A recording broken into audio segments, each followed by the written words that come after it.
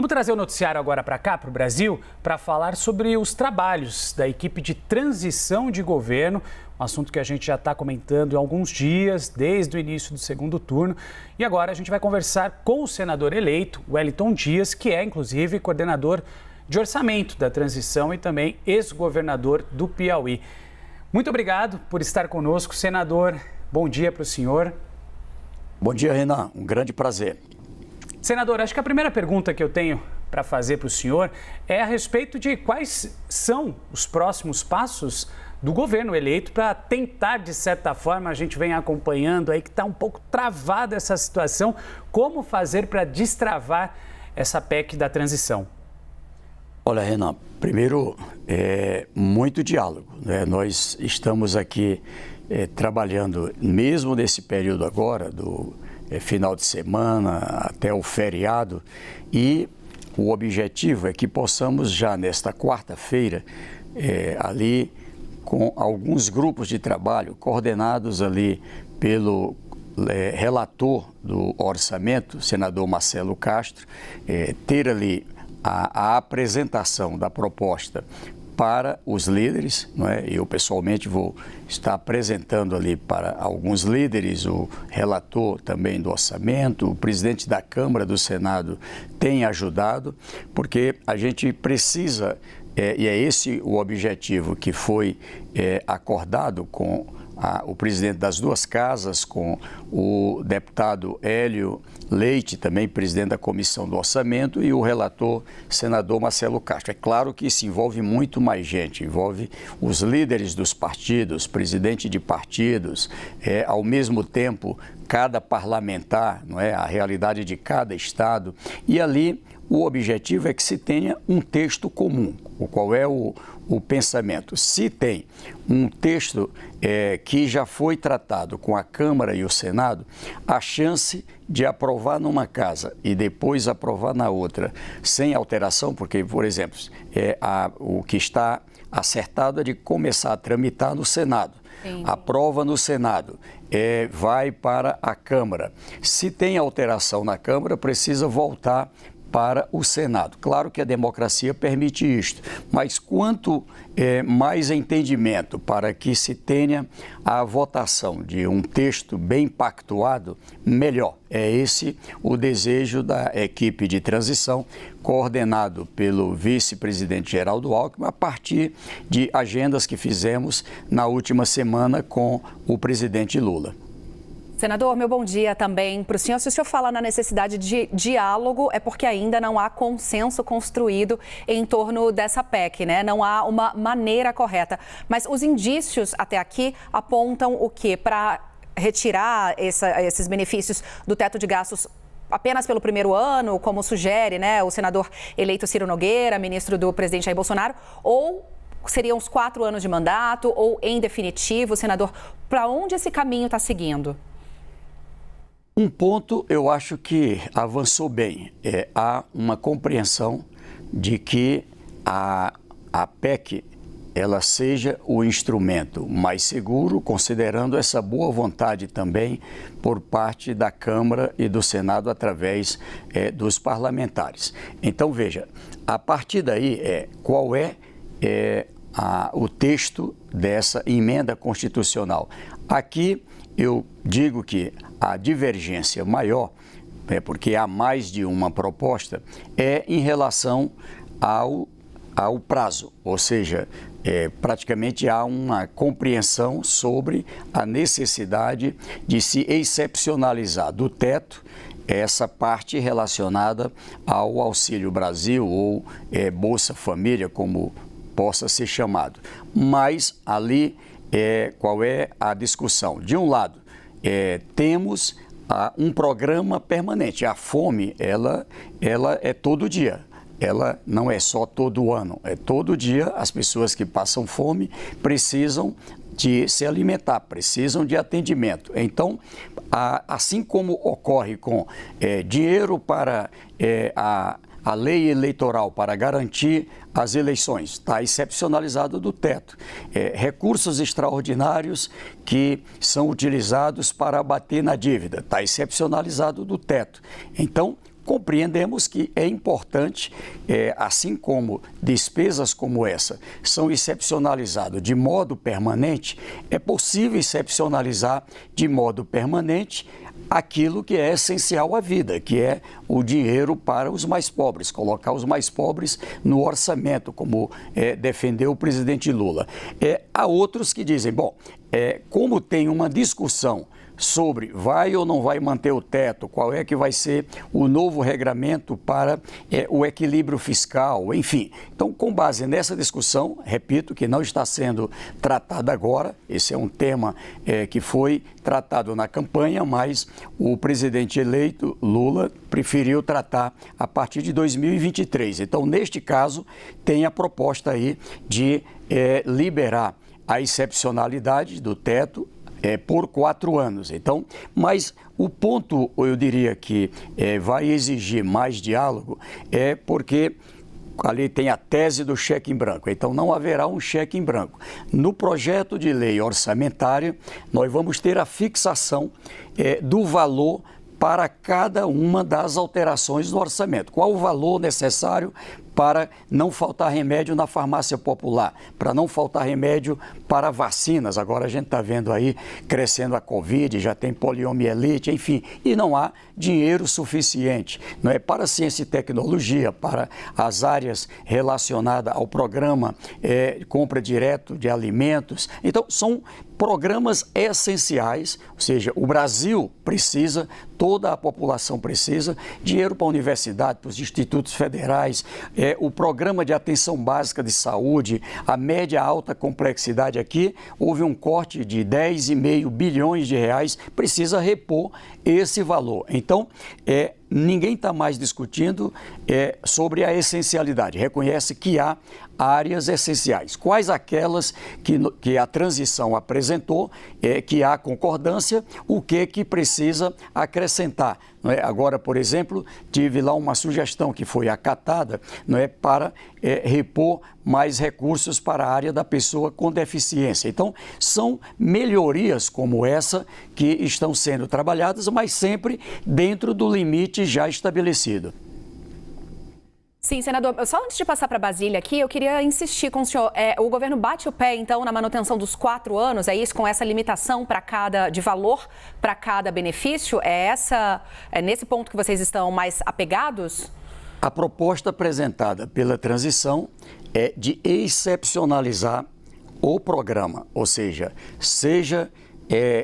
neste governo atual, no governo do presidente Jair Bolsonaro, onde já se abriu ali uma condição em relação ao teto para ter dinheiro para pagar os R$600, seja de janeiro em diante, não é? Ou em outros governos, haverá sempre do Brasil um compromisso em relação a cuidar das pessoas que passam fome, das pessoas que têm necessidades básicas. E aqui, esse olhar para as crianças. As famílias que têm crianças têm um custo mais elevado.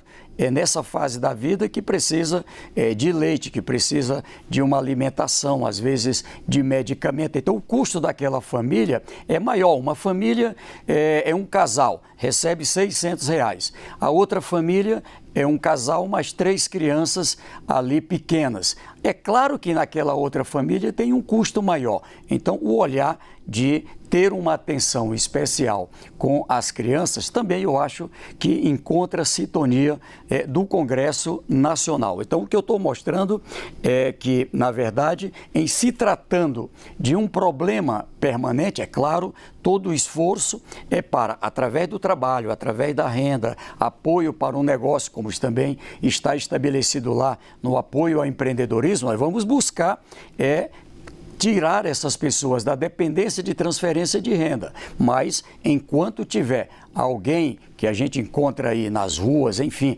passando fome, é preciso o Brasil ter essa responsabilidade. Ora, se é um problema permanente, por que a gente vai deixar para que todo ano tenha uma atenção? Coloca ou não coloca? Abre ou não abre a excepcionalidade? Então, eu acho que assim como fazemos com outras áreas a garantia de recursos permanente, também eu acho que é justo e há sensibilidade para isso, esse cuidado especial com os mais pobres. Senador, a gente vai chamar para essa entrevista a nossa analista, a Basília Rodrigues, que ela tem também algumas perguntas para o senhor. Oi, tudo bem? Obrigada, Renan, Stephanie. Senador, de quanto a gente está falando nessa PEC? Uma versão inicial da proposta previa 175 bilhões de reais, mas aí há congressistas que dizem topar somente 80 bilhões.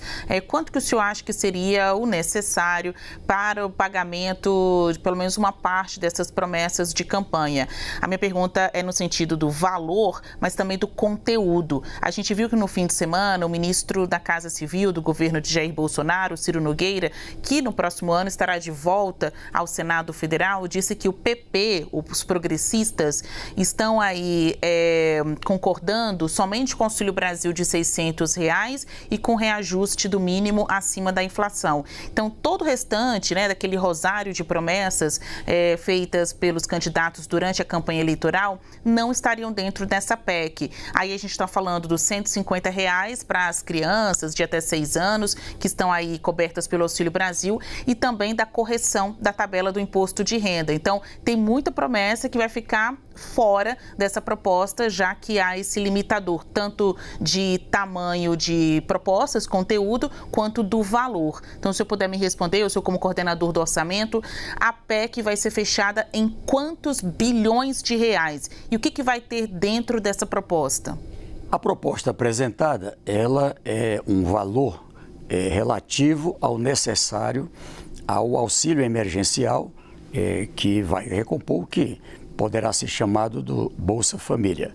Ou seja, ele tem hoje um custo estimado em 157 bilhões de reais para o pagamento neste ano de R$600. Ou seja, até dezembro paga R$600. Qual é o problema?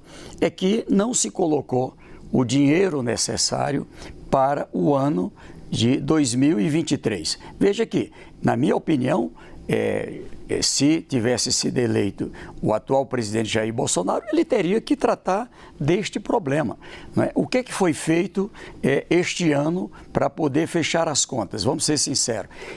Se pegou despesas deste ano, jogou para o ano seguinte, como a despesa de precatório. A despesa de precatório era para pagar 50 bilhões esse ano. O que é que se decide? Não, joga para pagar para frente. A antecipação de receitas de lucro e dividendos, a distribuição de lucro e dividendos da Petrobras, da Eletrobras, ou seja, um dinheiro que era para entrar como receita do ano base 2023, antecipa para 2022.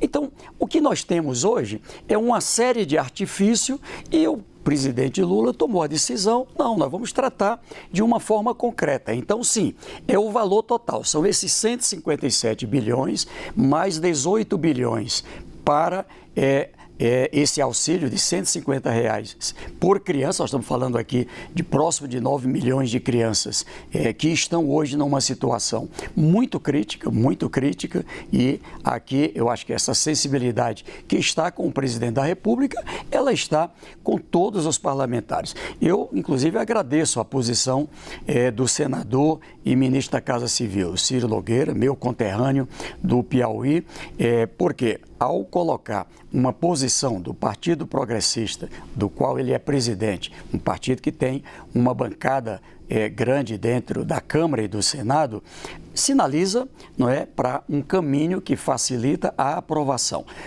A parte que ele coloca de não tratar agora é exatamente essa das crianças, mas eu sei, tanto ele como todos os parlamentares, ele conhece a realidade do Piauí, o presidente da Câmara, que é o Arthur Lira, que tem tido um bom diálogo também, é de Alagoas, sabe a realidade de Alagoas, e assim cada parlamentar dos progressistas e de outros partidos do Brasil inteiro vão compreender que não é razoável negar a estas famílias onde a situação é mais crítica. Nós estamos falando aqui de coisas que não se resolve depois. Aquela desnutrição, aquela falta, não é, da ração básica, da alimentação básica, do leite, não é, do cálcio, de um conjunto de complementos. Ali, nessa idade de bebê, de 1 ano, 2 anos, 3 anos, 5 anos, 6 anos, não se pode consertar mais à frente. É o momento da formação desse brasileirinho, dessa brasileirinha, e a gente tem que tratar com todo o carinho. Por isso, eu quero seguir no diálogo com o senador e ministro Ciro Nogueira, com todos os partidos, junto com outros líderes, para a gente, se Deus quiser, chegar ao entendimento e colocar o valor necessário, com muita responsabilidade. Ninguém está colocando nada diferente. Eu acho que aqui, como eu disse, o ponto que a gente vai ter que examinar ali há um conjunto de áreas que o dinheiro que tinha, o dinheiro que tem hoje não é suficiente. Então, vamos ter que examinar o que se deixa de fora. Eu acho que todos os pontos que estão colocados ali merecem muita atenção e vão receber do Congresso, na minha opinião, a aprovação. É que 157 mais 18, a gente volta aos 175 bilhões de reais, né? Então, conversa, anda. O governo eleito não abre mão dos 175 bilhões de reais? Não se trata de abrir mão, assim, é perguntar. Cada um de nós, em cada lugar, anda. Você sai aqui em Brasília, em São Paulo, no Rio de Janeiro, em Porto Alegre, em Teresina, em Fortaleza, em Manaus, em qualquer lugar onde você sai, é visível a quantidade de pessoas que estão passando fome. São pessoas em barracas, são pessoas debaixo da ponte, são pessoas de rua. Nós estamos falando de seres humanos, não estamos falando de nada abstrato. Então, é por essas pessoas. Aqui se trata da vida. Eu acho que essa PEC, inclusive, ao invés de ser o nome de PEC da transição, ela é a PEC dos pobres, ela é a PEC da vida. Ela é um projeto que coloca o ser humano no orçamento da União. É colocar o povo no orçamento, colocar os mais pobres no orçamento. Isso não é só um discurso de campanha, isso é o mundo real. Então, eu acho que se a gente tem sensibilidade, por exemplo, de todo ano ter dinheiro, repito, para poder o Brasil honrar seus compromissos, pagar juros e encargo da dívida. Isso aqui está excepcionalizado no teto. Que país é esse que excepcionaliza, bota um dinheiro garantido todos os anos pelo compromisso de pagar e honrar seus compromissos com a dívida e não tem a coragem de garantir os mesmos recursos para colocar dinheiro para alimento, para comida, para os mais pobres. Eu acredito que o nosso Congresso é feito de homens e mulheres com muita sensibilidade e por essa razão estou bastante confiante que vamos ter a aprovação. É com diálogo, é com entendimento? Sim. Alguma pessoa quer melhorar a proposta? Vamos melhorar a proposta. No Congresso, eu já fui deputado federal e senador, estou voltando agora para o Senado.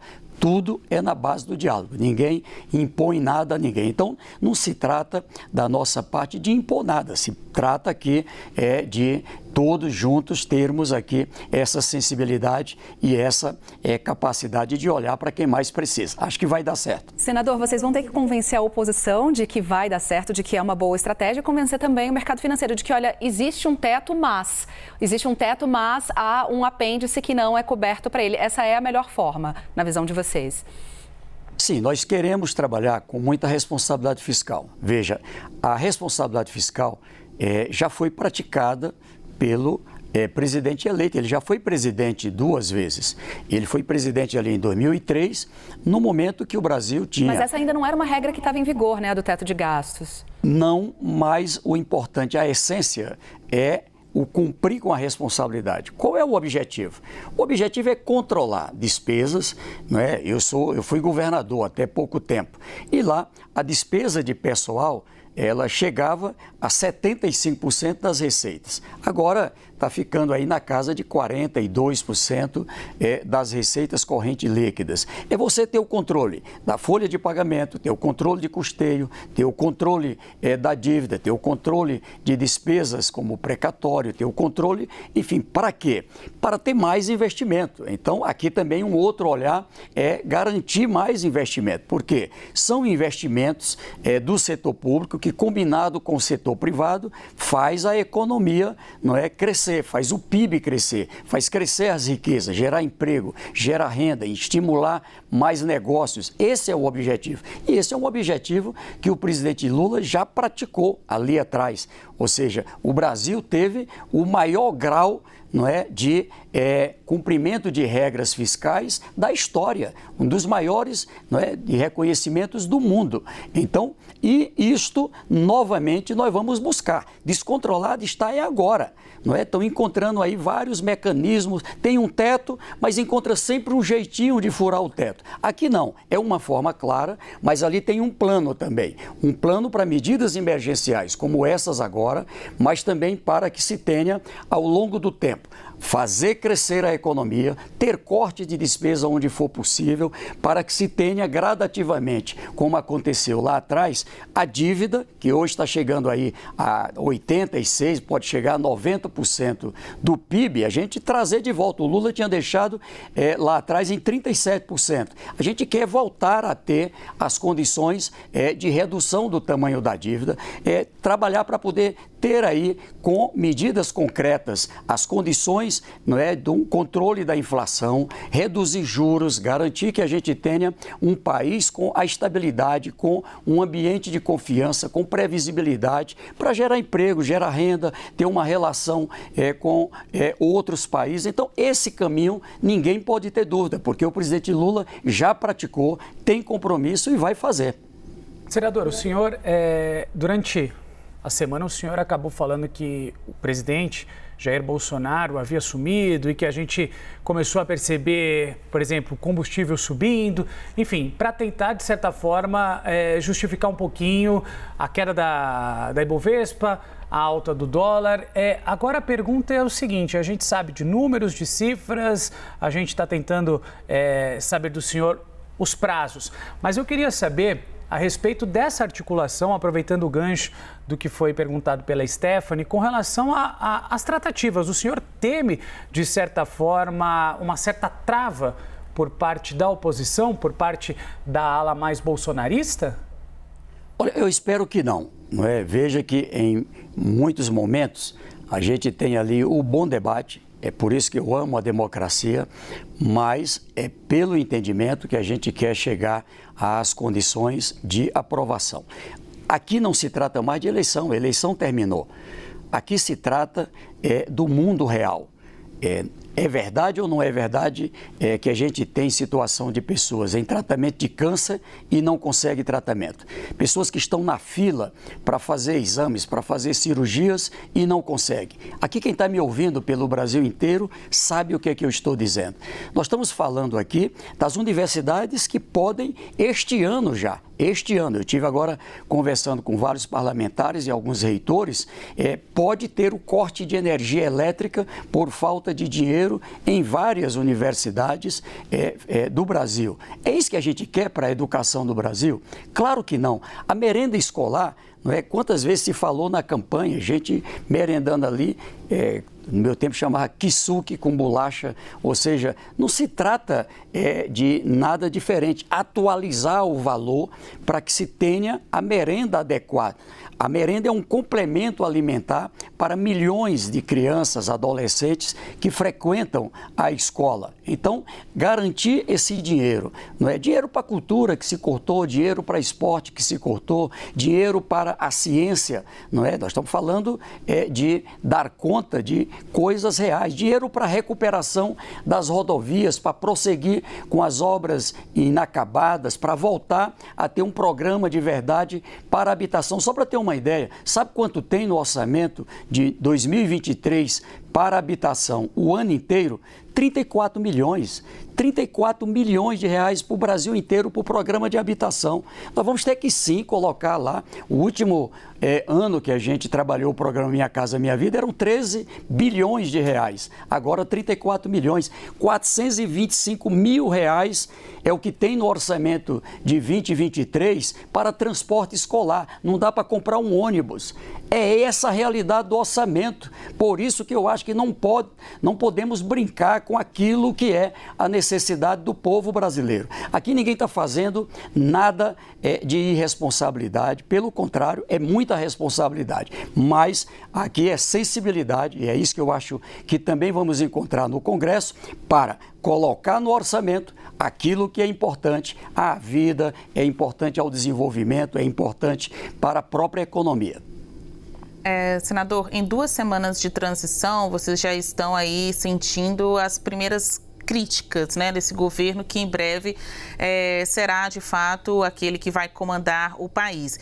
Vieram críticas do mercado depois de um discurso do presidente eleito sobre responsabilidade social, responsabilidade fiscal e também críticas até de dentro dos grupos dos movimentos sociais que apoiaram a eleição de Lula pela falta de diversidade nas equipes de transição. Tem muito homem branco, tem poucas mulheres e especialmente poucos negros, quando a gente vê uma foto de qual governo que foi eleito e quem são as pessoas que estão trabalhando agora na transição. Daqui a pouco, logo que o senhor deixar a nossa entrevista aqui, o senhor segue para São Paulo, onde estará junto com o vice-presidente eleito, Geraldo Alckmin, para o anúncio de novos nomes dessa equipe de transição. Então, eu gostaria que o senhor respondesse às pessoas que votaram em vocês, confiantes nessa pauta da pluralidade, da diversidade. Onde estão as mulheres e as pessoas negras no governo de Lula? Olha, terá um papel realmente importante, destacado, essencial. Nós vamos ter, ao total, são 31 grupos de trabalho. Junto com esses grupos de trabalho, terão ainda outros grupos especiais que vão estar cuidando, porque a transição, além de ter uma atualização de informações, ela também tem um objetivo, que é de examinar quais os problemas que temos ali e também, combinado com os eixos do programa de governo, quais as possibilidades que temos ali.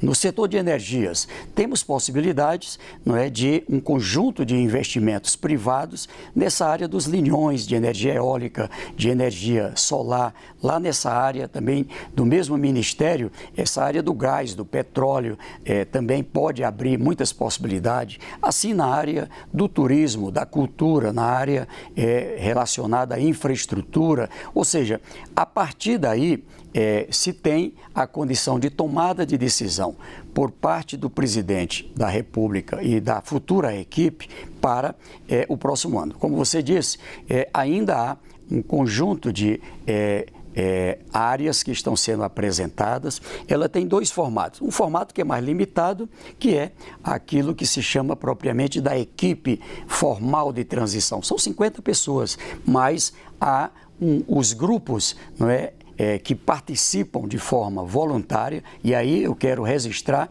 e até agradecer, porque são muitas pessoas muito preparadas, pessoas que têm experiência prática, técnica, enfim, que se colocam ali e sim terão aí a presença de mulheres, de negros, de indígenas, né, de todos os estados brasileiros, de todas as regiões. A equipe do meu Nordeste, para lhe dar um exemplo, apresentou a proposta, não é, que é coordenada pelo governador Paulo Câmara, presidente do Consórcio Nordeste, para que as 18 câmaras técnicas, que inclusive ajudaram no programa de governo pelo Nordeste, possam ali se integrar com as áreas afins, com as áreas semelhantes a esses grupos de trabalho. Ali tem um grupo de trabalho que trata dessa parte de energias limpas, outro que trabalha da agricultura familiar voltada para alimento saudável, tem grupo para a área do Nordeste conectado, que pode virar um Brasil conectado,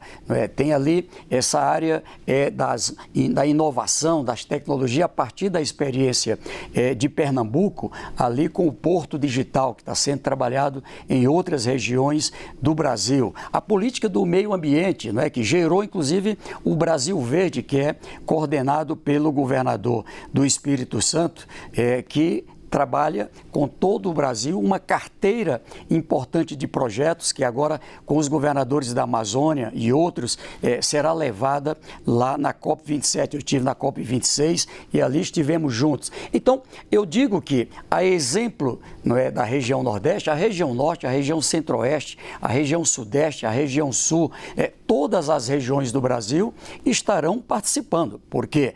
Porque é um projeto que é para todas as pessoas. Aqui para frente, quem votou em Lula, em Jair Bolsonaro, em Simone Tebet, em Ciro Gomes, em cada um que foi candidato, todo mundo agora é parte de um mesmo Brasil. Então, todo o trabalho agora é unir o Brasil, é trabalhar todos. A situação é gravíssima do Brasil e a gente tem que cuidar. É claro, o ser humano sempre no centro das atenções. Cuidar da economia, cuidar do equilíbrio fiscal, cuidar da boa gestão, sim, mas sempre com esse olhar, porque afinal de contas eu não consigo conceber política que não seja pensando no melhor para o ser humano. Essa é a essência da política. Perfeito. Senador, muitíssimo obrigada. A gente tem que seguir aqui agora com outros assuntos, mas vou agradecer mais uma vez a presença do senador eleito Wellington Dias, que é o coordenador de orçamento da equipe de transição, governador do Piauí. Obrigada, senador. Eu que agradeço. Obrigado. Que Deus abençoe.